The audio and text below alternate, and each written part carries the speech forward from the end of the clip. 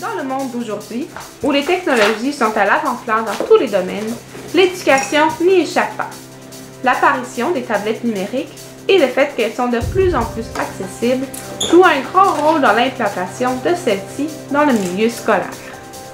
Savez-vous qu'au moment où l'on se parle, un peu plus de 15 000 jeunes Québécois utilisent la tablette dans leur quotidien scolaire? Confirme l'article paru dans la revue L'actualité du mois d'octobre de cette année. L'émergence de ce nouveau phénomène a mené la création d'outils d'utilisation tels que le livre numérique. C'est de celui-ci que nous nous pencherons pour vérifier la pertinence de son utilisation dans les classes du Québec. A-t-il vraiment sa place au milieu des manuels traditionnels?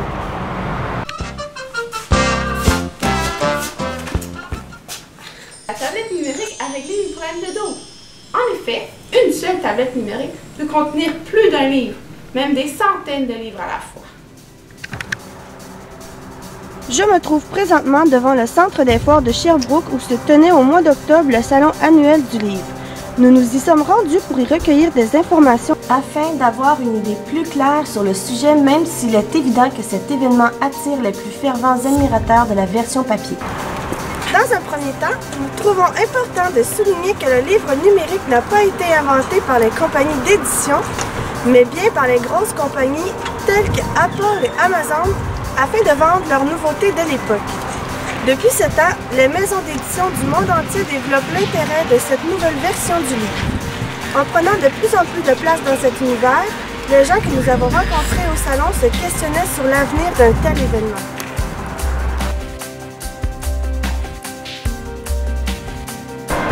Ce qui nous mène au questionnement suivant. Même si le livre numérique ne représente que 4% des ventes aujourd'hui, est-ce que le livre papier cédera bientôt complètement sa place au livre numérique? Et est-ce que cet avènement sera bénéfique pour nos élèves? Voici quelques points à considérer pour que vous puissiez vous faire une idée concernant ce sujet.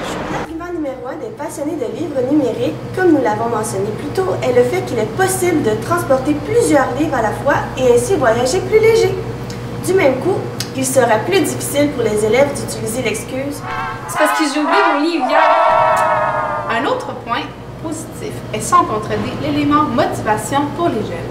D'après le doctorant de l'Université de Montréal, Pascal Grégoire, la technologie pourrait faire pénétrer la littérature dans leur intimité par l'entremise de médias qu'ils affectionnent. Bref, elle contribue à augmenter le lien que les jeunes entretiennent avec la lecture, même si celui-ci est différent de ses prédécesseurs.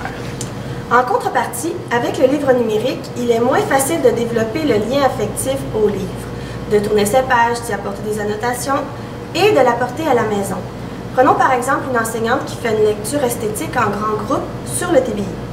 Les élèves apprécieront, mais souffriront du fait qu'ils ne pourront pas apporter le livre à la maison, ce qui aurait été le cas avec un livre papier. Comme le souligne Réa Dufresne, passionnée de littérature jeunesse. Comme vous l'imaginez sûrement, le coût du matériel est en grande partie responsable du fait qu'elle ne se retrouve pas déjà dans toutes les écoles du Québec. Madame Dufresne nous rappelle aussi que cet objet de luxe, associé à un coût considérable, vient limiter la consommation du livre numérique jeunesse. Par contre, le livre numérique coûte presque 3 fois moins cher qu'un livre traditionnel. Aujourd'hui, grâce à la technologie, on peut avoir accès à plusieurs informations qui datent. Comme on le sait, souvent, quand un livre ne fait plus sensation, il est non réimprimé ou pire, jeté au rebut. L'auteur aborde dans ce sens en soulignant qu'une fois numérisé, si l'éditeur juge qu'il n'est plus rentable de réimprimer l'édition papier, il peut y renoncer tout en sachant que le client aura accès au livre sous une autre forme. Cependant, tous les livres ne se retrouvent pas sous la forme numérique.